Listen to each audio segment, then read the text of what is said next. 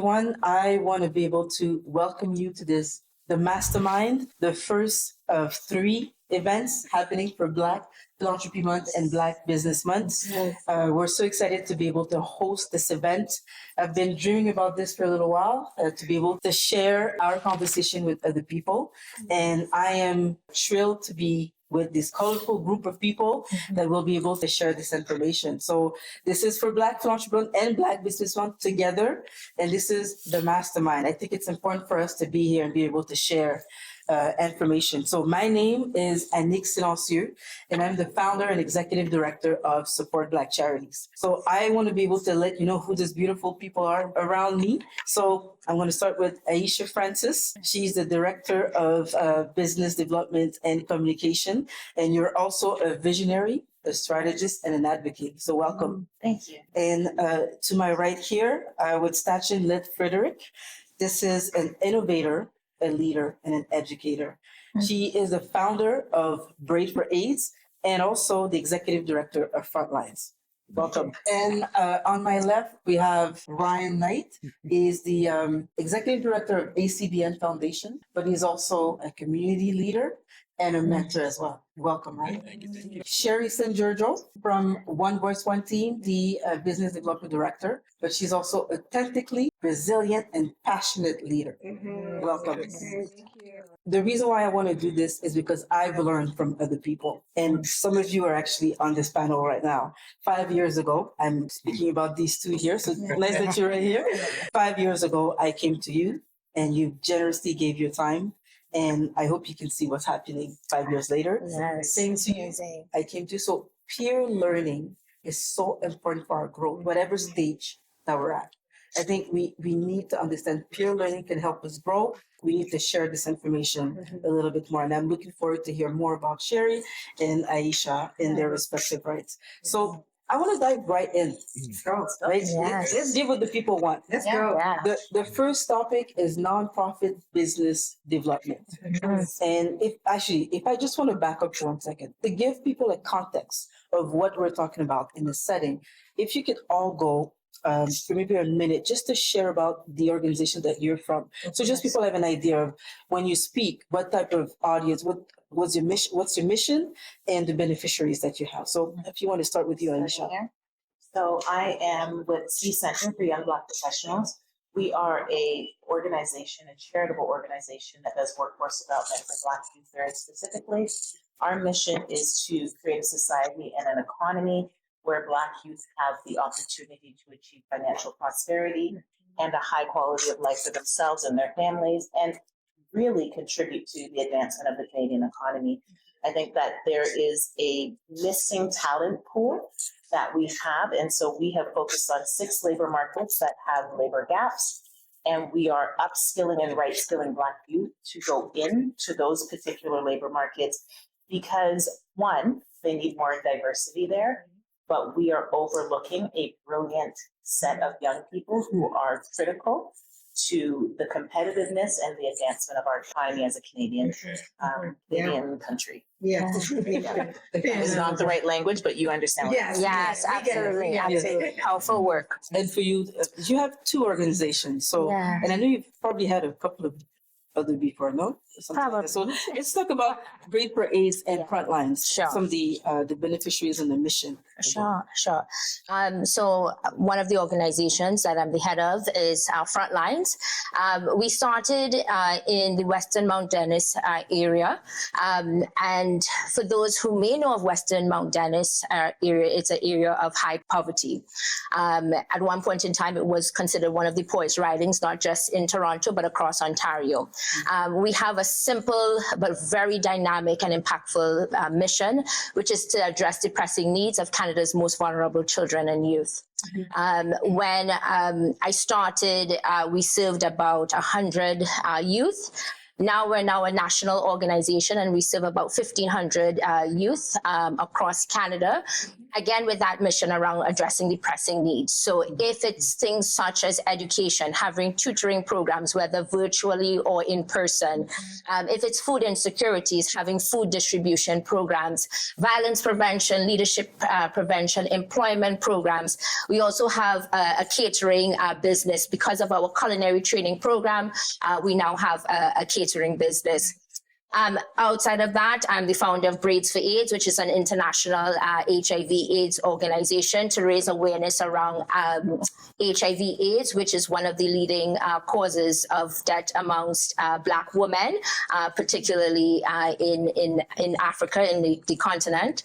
And so we do that through a culturally relevant practice of hair braiding. Just recently, we opened up first ever in the world a hairdressing salon that is dedicated towards HIV/AIDS awareness, mental health, a holistic sort of through our parent sort of sister company, Care for You Braiders as well. Okay. Yeah. Thank you. I learned something. What about you, Ryan? Just the mission and the beneficiaries of your work. Yeah, so one of the co-founders of the Afro-Caribbean Business Network, but also a serial entrepreneur. So I run a social enterprise called Detailing Nights. We provide mobile waterless car cleaning. We go to people's houses, clean their cars without water, and our plant-based eco-friendly cleaning supplies. But what I'm most proud of with DK is our youth entrepreneurship program. So we work with high school, college students, even those out of school and sometimes coming out of detention, to show them they have the potential to start their own business. So they run mini versions of our company. And it was through running that company that I realized there was a gap between not enough Black focused business organizations to support the growth of companies. Like for us, we were looking to franchise. There was no one to go to be able to get that support. So we brought 6 other entrepreneurs together, said, could we create an entity that would sit down with the business owner, figure out what stage they're in, and then help them to create a strategy to grow. Thus, ACBN was born.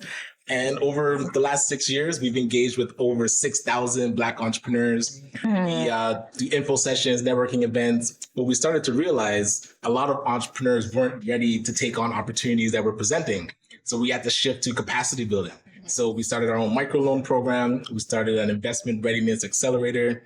And now we are actually in the process of purchasing our own social enterprise, which is a seniors home care program called Just Like Family. So we're going to be running a social enterprise that can be the source of funds to keep us sustainable, because relying on government funding, that's why I love this conversation, because we have to get off that dependency.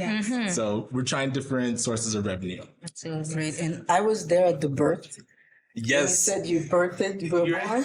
I was there at the very first meeting. In Brampton. I did not have a need. I did not have a business. I just wanted to see, what do Black entrepreneurs look like? What do they eat? What do they dress? Is their business? Yes. I just showed up. I had nothing, and well, they kicked me out. Yes. A different space, but I've learned from that space. And so now we're actually chairing the Black Entrepreneurship Ecosystem Conference. So we have the Black Entrepreneurship Program, which is funded through the federal government. And so 40 plus Black focused business organizations, we're kind of coordinating it all to make sure that we're creating a proper ecosystem, and we're able to, I'll say, collaborate, coordinate, leverage each other's strengths. And that's where I remember coming to you two stations and like, yo, I'm starting this nonprofit. Walk me through, give me guidance. So yeah, being able to work with others now is a great joy. Oh, great. Yes. So good. What about you, Sherry? I don't know. First of all, I don't even know what I want to talk about, what I need to talk about. Because after listening to all of this, are you not excited about what's happening within our company or communities? Yes. This is so exciting. So first of all, thanks for having me. I love being in these kinds of conversations. I'm from One Voice, One Team Youth Leadership Organization. The executive director being Mr. Orlando Bowen. Some of you may know him. Yeah, it's OB. And our goal is to empower, equip, and educate young people. We've done so for about 16 years in the lane of leadership, as well as community service, and now entrepreneurship. So it's grown in that way. We've served over 400,000 young people. Now we've got another chapter of One Voice, One Team in Winnipeg. So we've branched out in the midst of COVID, actually. It's crazy how that happened, but where people were shutting their doors, we were thriving. And it's because we were able to adapt and just pivot was the word that Yes. everybody was using. Yes.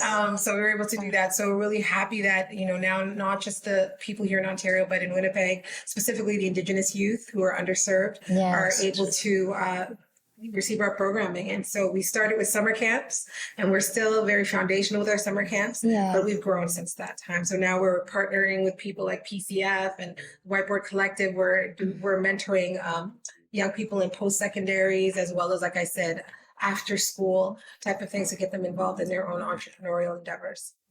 Right. Well, we can see just from this panel that there's really different sectors Yeah. in how business development you can benefit from all these organizations. Yeah. So let's dive right into it. Yes. The topic, nonprofit business development. Some people would say that the word nonprofit and business doesn't go together, So true. right? But a wise man once told me that it's just a tax code, Yeah. right? Yes. So Yes. one of the most common struggles for nonprofits is how to balance the impact and the financial stability. And the business development part comes from taking some strategies from the business side to the nonprofit sector. We know that for financial stability, for businesses, you just sell more products and services. But can you sell more impact? There is a way to. There's a strategy. Yes. But that's what I want to find out from you. So the question is, what is the most effective strategy you've implemented to enhance both impact and financial stability? And why did it work for your organization? So we're just going to start from where we stopped. Okay, So start share with it. Yes. Let's go. So I'll tell you one of the things that we already know, that when it comes to, sharing impact, when it comes to connecting with a human being, is very hard to say, here's where the impact is, because it's, for us, leadership development takes time. It's a process. So it's not just a one and done, and it's not just a product. So qualitative and quantitative, reports, I would say, is important to say how many young people came through, or, where were they at when they first came in, and where are they at now that they're coming out. So those, quantitative type of reporting, yes, that tracking, we do a lot of check-ins and check-outs, because we want to hear from the young people. When you came in, what did you think about leadership? When you left, what did you think about leadership? What did you learn in the midst of it? How, why, where, when? So we'll do that. But I think that when it comes to your question, I think that the qualitative is really huge. And I think social media plays a big part of that. I would also say that the feedback that we get from young people and the testimonials. So what we've done is not just taken that and said, here's why we need to be in, for example, Winnipeg. We said, okay, fee for service is great. Going into a school and running programming is great. But how do we make that something that happens all the time? We know that you're going to have young people coming through all the time. But you're going to tell me that you have restricted budgets, right? This is what we hear, and we all know that line. Our budgets are restricted. Well, what we've done is made it so that they want to connect with us over time. So it's not just we're going to be in here and we're going to be running your leadership program with your grade 12s, but we're going to be in here. And by the way, we have something for when they're coming out. We've got an M2M program that we partner with someone else. So now we're getting longer contracts. And so for us, it wasn't just about fee for service anymore. It was making sure that we're in alignment, first of all, values, that the need that you have for young people is what we serve. And then being able to say, how can we do this long term? So 2- and 3-year contracts were how we did it. So our first $1 million deal was during COVID, like I said, and it was because we were in alignment with someone else who had the same core values as us and wanted the same outcome for their organization, and were able to see the problem and saw that we brought a solution. That we were able to sit down and say, okay, great, let's talk about what this is going to look like for 3 years, as opposed to just a one time and hopefully we'll come back next year. So that's one of the things that we've done, being able to, yes, get the quantitative and qualitative reporting and tracking, but being able to also say, let's do this long term, and then be able to put those milestones in place to say, after 3 years, look at what we've done. Let's see what else we can do. And also gathering that, I know this is a really long answer, sorry, but gathering that information in that 3 years to be able to garner more traction for other philanthropists, for other partners to come along and say, look what we did in 3 years, what can we do in 5? What would you like to do that can align with what you want to do and at the same time benefit us? So that's one of the things that we've done. We've extended our contracts to be long-term as opposed to just short-term. And I love that, because what I was going to say in my answer There's three, but you hit on all three, but I'll give them titles. Yes. So the first one is that fee for service. Yeah. Don't miss that, because a lot of times when we're talking to nonprofits, they get very anxious about talking about selling service. And a lot of times they have expertise that they can bring to market. And that's one thing that we did is knowing that we can build entrepreneur programs. There's other organizations that also want to build entrepreneur programs. We can do it for them. Yes. And then the grant funding. Yes, you don't want to be dependent on grants, but the grants are there. So you have to be, and I don't consider myself like an academic grant writer, but I do consider myself a grant hunter. So anything and everything that's out there, if we qualify for it, we're putting it in. But then that third piece for us is the social enterprise. So now looking at what business can we actually operate as a nonprofit so that we can be generating unrestricted funding. Because a lot of times the restricted funding puts you into that box and you can't actually execute what you want to execute because you're restricted. And being part of this Black Entrepreneur Program, we saw it where we realized, you know, what we actually submitted, the research that we're doing and asking surveys, we need to actually shift to something else. But because you're locked into that agreement, you have to finish that and then get more money to do what you're realizing actually needs to be done. So by creating a social enterprise, we're actually able to generate revenue, use that money now for the work that needs to be done. So those three, I would say, has helped us. Wow. You've touched on the rest of the questions. You know, I'm not going to repeat what Ryan and what was said, Sherry said before, because all of those things are key, making sure that you're able to package your stories and be able to, that's the service that you are selling to corporations, right? Corporations are not in the business of doing social work, right? But they are passionate about something. And you are the organization that is able to address the issue that they are thinking. So make sure that you're able to clearly identify how you aligned to the organization, to the impact, to ensure there's that financial stability. But I want to also add, particularly with corporations, a lot of people sort of focus on the corporation, sort of the grants piece to getting funding from corporations. But there's a reality that many of these corporations are looking at volunteer engagement opportunities. And for me, it's not just hey, come in, and that's going to be taking time from our organization because we have to respond to emails and we have to get their consent form. And I request for organizations to give us some money for that service of that preparing that volunteer opportunity for them, because they use that opportunity for employee engagement. When they will take that money and go by Dave and Buster's, they can take that money and give it to organizations for creating that employee engagement piece.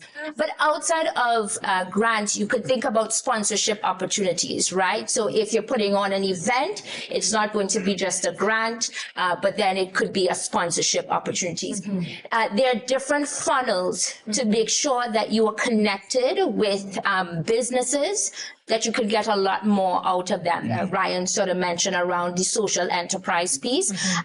Again, sometimes for funders, it is coming in through our catering business, and then we steward them into other areas of hey, this is what we can offer. You can link the other stuff. Absolutely. Yeah.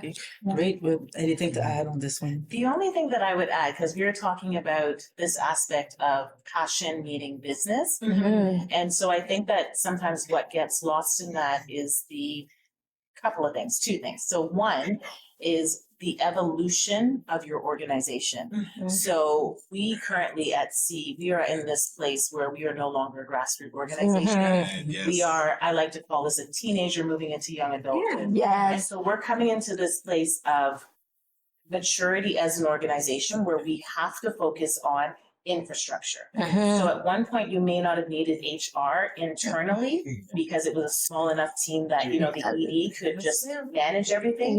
You need to be tracking with your growth and evolution as an organization and make decisions around when do we need to bring certain departments into the organization? When does finance come into the organization as a department? Because you're being given greater increments of money over longer periods of time and needing to report more diligently on your funding, and you need expertise to do that. Yeah. When do you need to bring in the HR folks? Because now you don't have 6 people, you have 38 or 50. Yes. And you have different, more complex needs for your staff, but also just understanding Employment Standard Act and all of these intricate pieces around contracts and terminations and performance reviews, all of the things that could put your organization at risk. And so as an organization, I think it's you need to be strategic.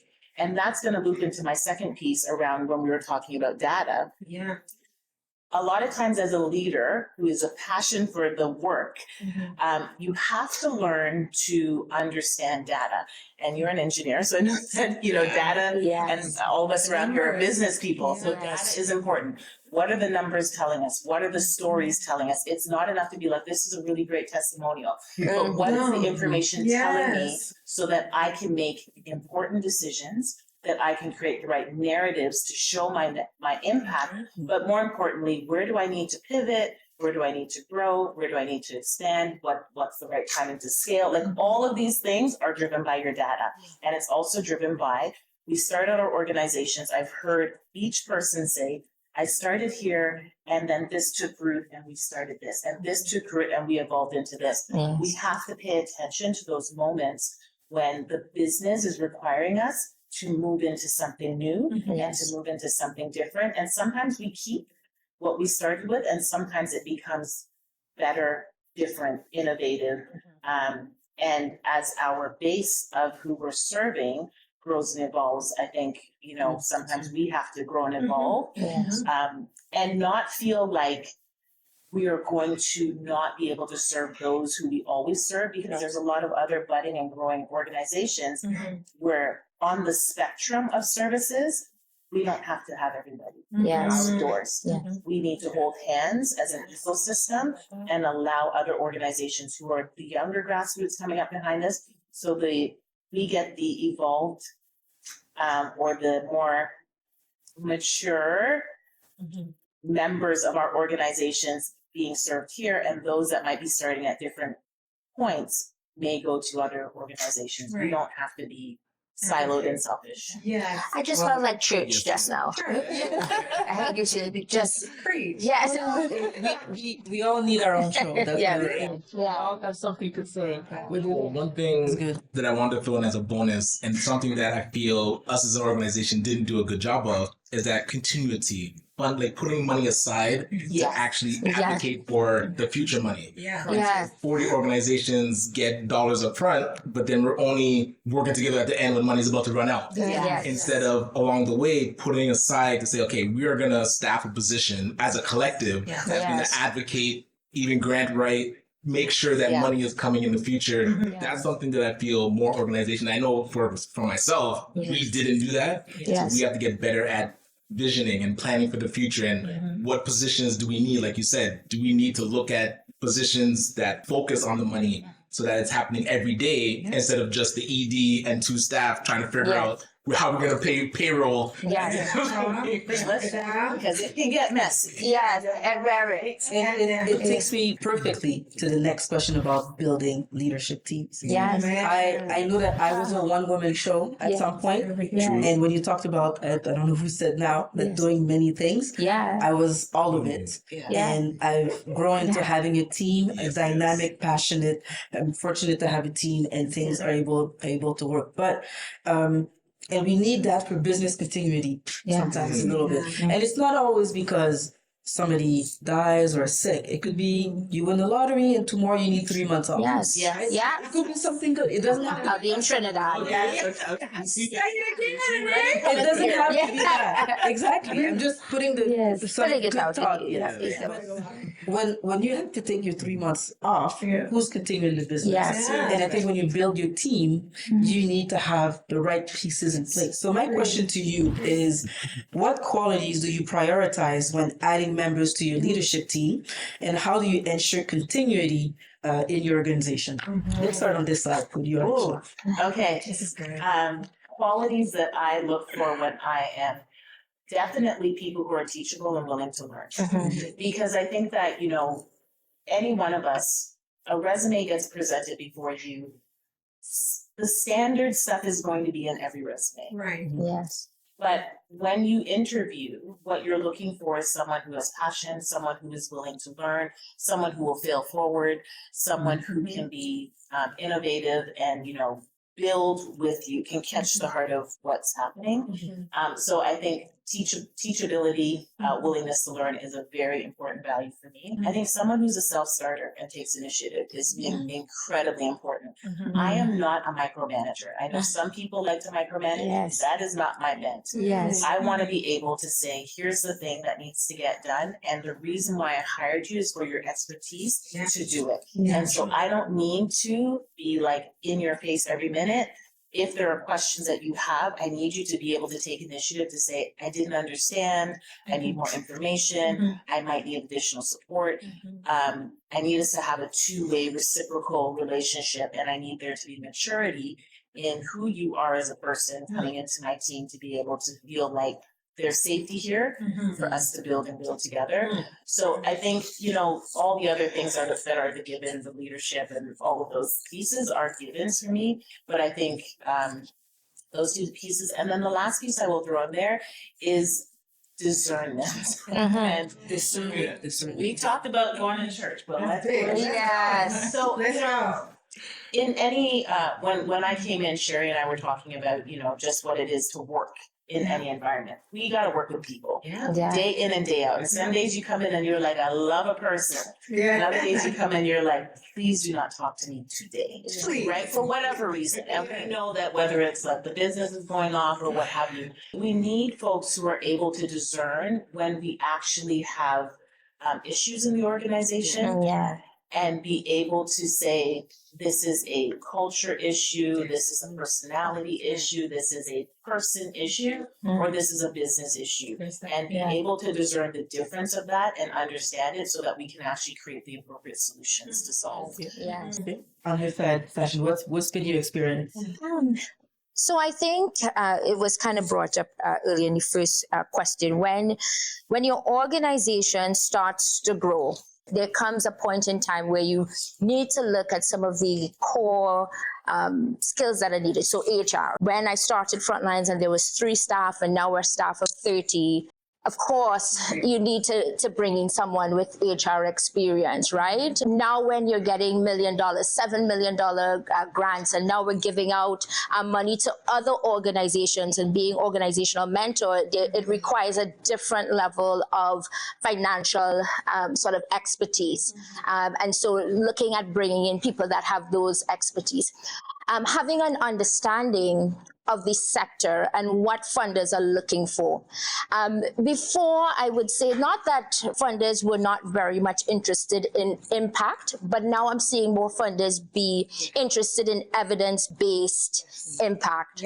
And so it is requiring you to now invest in expertise that have a much expert experience in evaluation. So it's bringing on people because that's what you're seeing in this sector. If your organization is looking at, let's say, building a social enterprise, it might be wise to have somebody that has an MBA, right? So understanding where your organization is going and what are the skills that you need to bring in and when is important. I know for me, in terms of, again, some of the things around leadership is being a self-starter. Because again, I'm not a micromanager, right? And it's the same thing. It's funny, as you were talking, I said, this song's very much like me. I hired you for your expertise, right? And if I have to be answering every single thing, then this is this environment is not working for me. And I need for individuals to understand the different leadership styles, different persons, to have a good understanding of staff and people, the different stakeholders, because working with the youth is different from working with a funder, working with an employer. So having that ability to navigate a number of different stakeholders is key for me.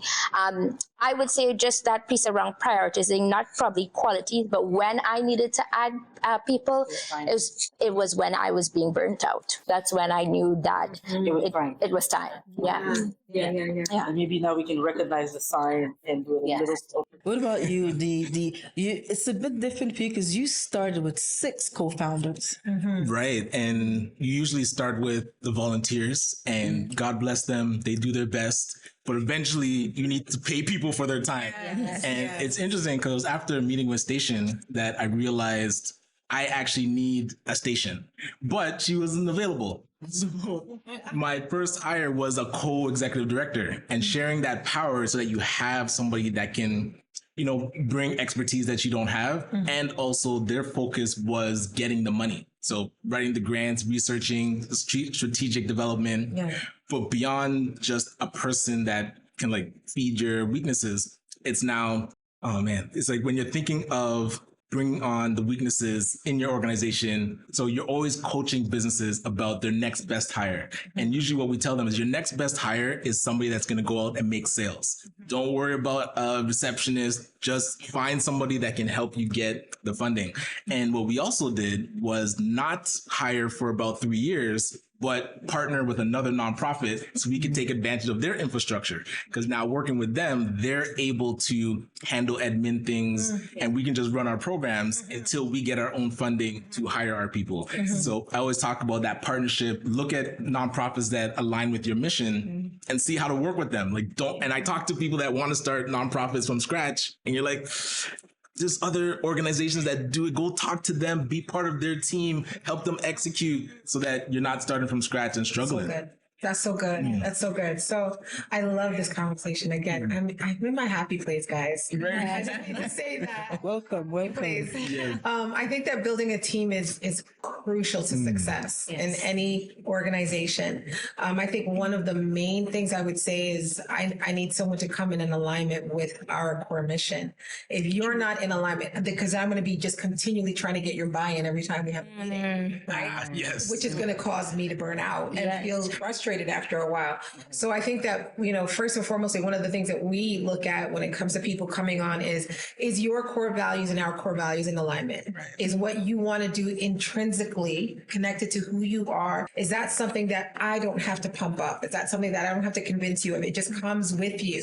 That's great. So that's the first thing that we look for, and that being something that you just embrace authentically. And then as well, someone who's community minded. We're looking for people that care about the community. On a not just a bigger picture level, but the person that's right in front of you. So it's important because when we are teaching young people, especially the high school and middle school, how to be leaders, it's important for you to be able to say, I'm going to open this door for this person in my community and say after you, right? It's those things, right? That really, so that needs to be innate as well. So we look for people that are in alignment with our core values, but also who have care deeply for community. And then the other thing that I would say is skill set. Skill set is really important. I think that when we're nonprofits, we all here are not micromanagers. I just think I want to say that out loud.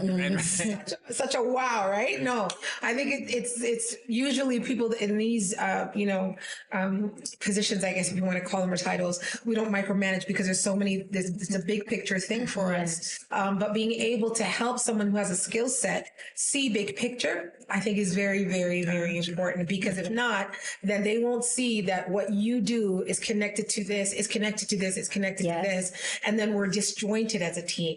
So one of the things that's really, really important for us at One Voice, One Team is we have, for example, every Friday morning we have organizational wide meetings. Thank you, Zoom.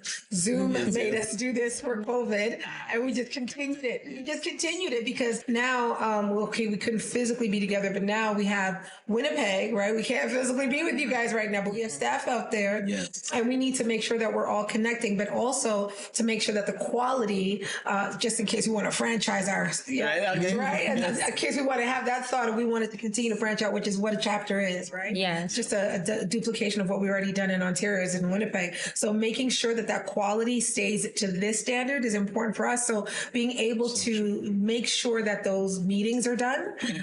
And then honestly, that person that comes in with the skill set, whatever the skill set is, it's connected to their passion so that they feel like I need to be in this team because I need to grow in this way. So for me, I would say buy-in for sure, that buy-in has to be from the core values place, and the skill set that they bring has to be like, this is what I need one voice, one team for, so that I can grow and develop, right? So those two things are kind of like, there's a lot more as we've already said, but those are two main things for us. Wow. I think each question needs its own show. Yes. And then Yes. each one of you needs their own show. Yes.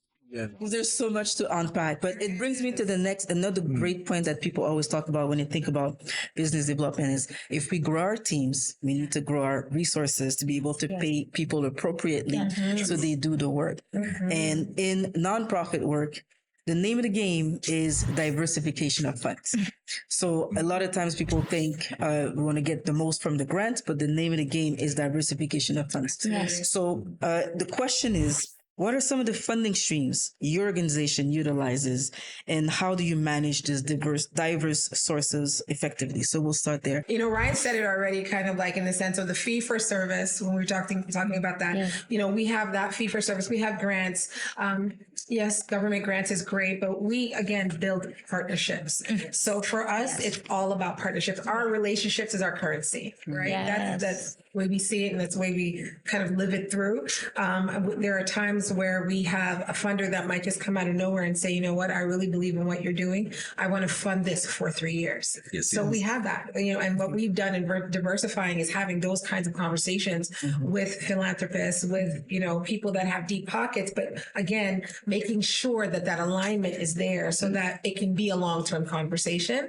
That is definitely something. And then connecting with others that are doing the same thing, but you've got the grant, we'll come and partner with you. So we get to continue to do the work with you. We're strengthening you, maybe even coaching you a bit, but it's on your dime. So there's different ways in which we partner with people. It's that feeling of, and I'm dating myself, and I scratch your back, you scratch mine. It's a lot of that happening. And I think that within our Black communities, we need to do that way more often than we really do. I think that we're regarded sometimes and gatekeep sometimes, and we don't need to. When we can actually lift someone else's work by partnering with them. So that's another way as well to diversify, by just partnering with somebody. We have many partners that we have had these long-term conversations with, and we continue to, but also that we partner within other things as well that alleviate the expenses for us. Okay. I love that. I want to dig into one talking about social enterprise, but what we were able to do is actually look at what franchises were out there and then look to purchase a business that's already working. And especially talking with Tim Frey, he is a mastermind around franchising. So for my company, we want to franchise, but now we want to groom more franchises. In our network. Out of these 6,000 business owners, we can be finding which businesses work. Can we allow them to create the right system, process, business in a box, and now buy that box and use that as profit for the nonprofit and just keep growing that way. So that's one that I really want to focus on, because I feel that profit is going to be able to make us totally self-sustaining, and everything else would be bonus. Great. Love that. Great. And on your side, diversification of funds. So government, corporate grants, volunteer engagement opportunities, individual donors, events, partnerships, just Pitch competitions. Pitch competitions. Sit down and think about your business and all the different avenues that you can generate funds from, and don't be afraid to think outside of the box. I would never have thought that, for example, Braids, I can have a hair salon and generate funds for an organization. And so just think outside of the box when you're looking at your business. Yourself? Not much to add, but I would say consulting is something, you know, partnering with academic institutions. A lot of times they are doing research, and so we can partner with them, and that money can funnel back into us. And then the last piece around corporate. Asking for money, yes, but what we've also done is leverage their expertise. So we want to build a CRM, customer relationship management system. that is their expertise. We do not want your money. You're going to try and give us $5,000. That does nothing for us. Come in and configure our system and make sure that it's run like it's set up perfectly, the back end, and teach us and train us how to do that. And that cost savings could be $20,000 to $60,000. Absolutely. Yes. So approaching corporate with in-kind solutions for your not-for-profit is critical as well. Can I just add to that? There are corporates that corporations like EY Ripple. So we know Ernst & Young. EY Ripple is like a foundation underneath Ernst & Young, and they came and did exactly that for us.